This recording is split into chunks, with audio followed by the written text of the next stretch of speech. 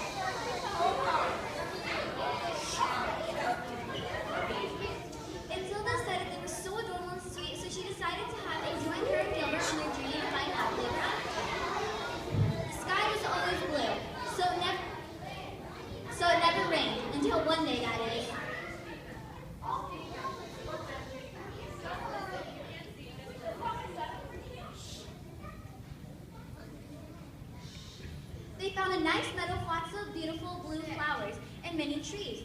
Right on top of the meadow, there was a small cave. They rested in the cave that night, only she did not know that those beautiful flowers were forget-me-nots. You guys, stay on your mark.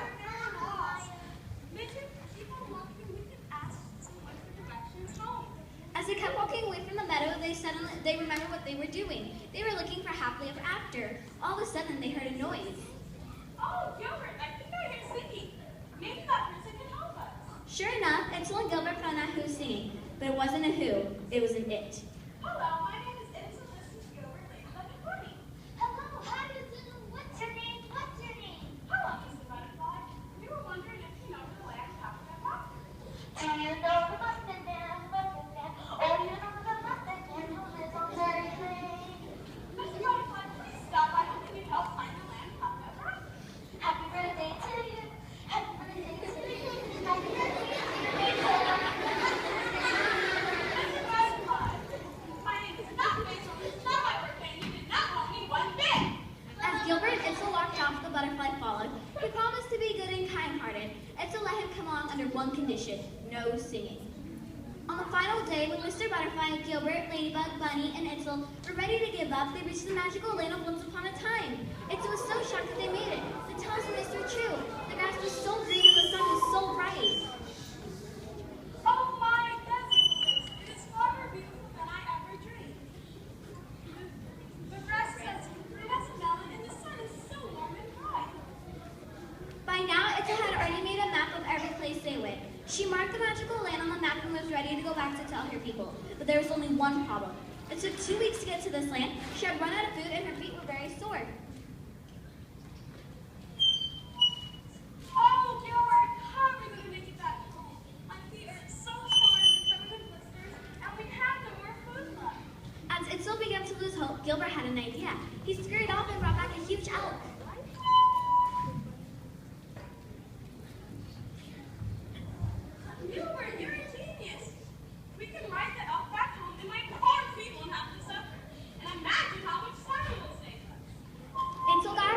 began announcing the elk.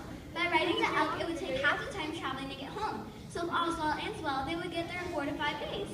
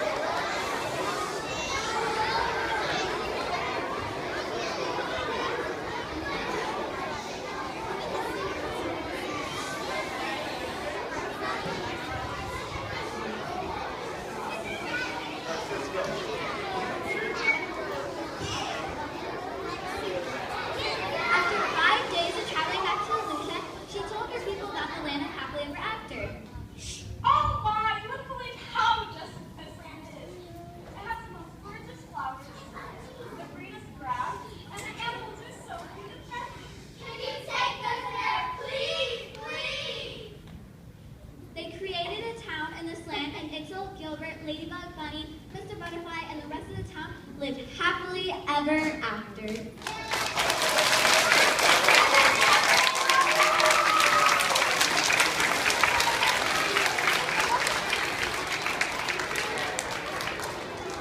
My class, will you go ahead and come on up here, all of you, and go ahead and take your final bow, please. Everybody give them a round of applause.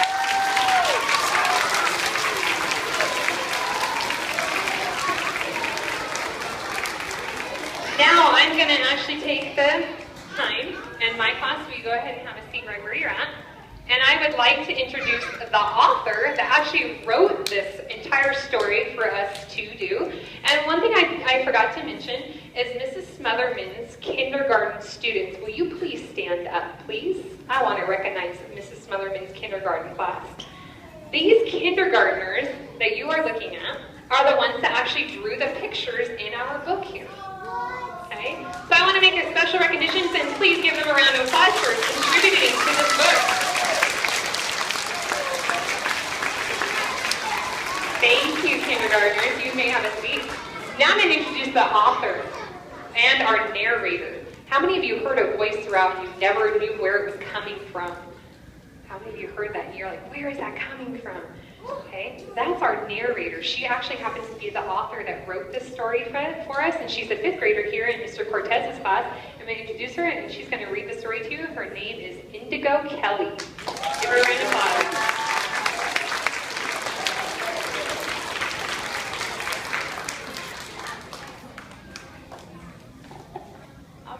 Looking for happily ever after. Did you know that not all fairy tales have a happily ever after and a once upon a time?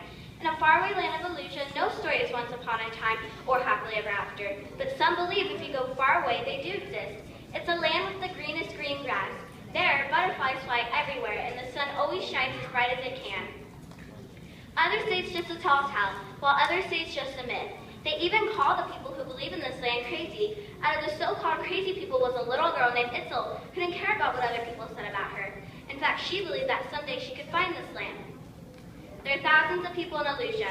Every single person was different from the others, but one little girl was very different. Her name was Itzel. She's most beautiful for her age 10.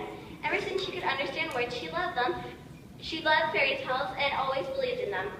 After she learned the tale of this magic land was happily ever after, she set off on a journey to find it. Her pet ferret Gilbert, who loved to come along with her on trips, and she sure did have a lot of trips, joined her. The first couple of days were easy. The sky was always blue, so it never rained, until one day, that is. Gilbert, it looks like there's going to be a storm. We should probably set camp soon, Itzel said. They found a nice meadow with lots of beautiful blue flowers and many trees. Right on top of the meadow, there was a small cave. They rested in the cave that night. Only she did not know that those beautiful flowers were forget-me-nots. The next morning, she did not know where she was.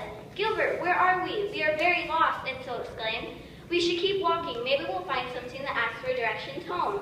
As they kept walking away from the meadow, they remembered what they were doing. They were looking for happily ever after. All of a sudden, they heard a noise. Gilbert, I think I hear singing, Itzel said excitedly. Maybe that person can help us. Sure enough, Itzel and Gilbert found out who was singing, but it wasn't a who, it was an it. Hello, Mr. Butterfly. My name is Itzel, and this is Gilbert, Itzel announced. Why, hello, how do you do? What's your name? What's your name? The butterflies say. We were wondering, do you know where you can find the land of happily ever after? asked Itzel. Do you know the Muffin Man, the Muffin Man, the Muffin Man? Oh, do you know the Muffin Man who lives on Dairy Lane? The butterflies sang merrily. Mr. Butterfly, please stop. I just need help finding the land of happily ever after, Itzel said sadly. Happy birthday to you. Happy birthday to you. Happy birthday, dear Basil. Happy birthday to you, the butterfly continued. At this point, Itzel was already walking off. My name is not Basil, it is not my birthday, and you did not help me one bit, Itzel angrily mumbled. As Gilbert and Itzel walked off, the butterfly followed. He promised to be good and kind-hearted. Itzel let him come along under one condition, no singing. On the final day when Mr. Butterfly, Gilbert, and Itzel were ready to give up, they reached the magical land of Once Upon a Time. Itzel was so shocked that they made it. The tales and myths were true. The grass was so green and the sun was so bright. By now, Itzel had already made a map of every place they went. She marked the magical land on the map and was ready to go back to tell her people. There was only one problem. It took 2 weeks to get to this land. She had run out of food and her feet were very sore. As Itzel began to lose hope, Gilbert had an idea. He scurried off and brought back a huge elk. Itzel got her hopes up again and mounted the elk. By riding the elk, it would take less than half the time traveling to get home. So if all was well that ends well, they would get there in 4 to 5 days. After 5 days of traveling back to Illusia, she told her people about the land of happily ever after. They all wanted to go, and they created a town in this land, and Itzel, Gilbert, Mr. Butterfly, and the rest of the town lived happily ever after.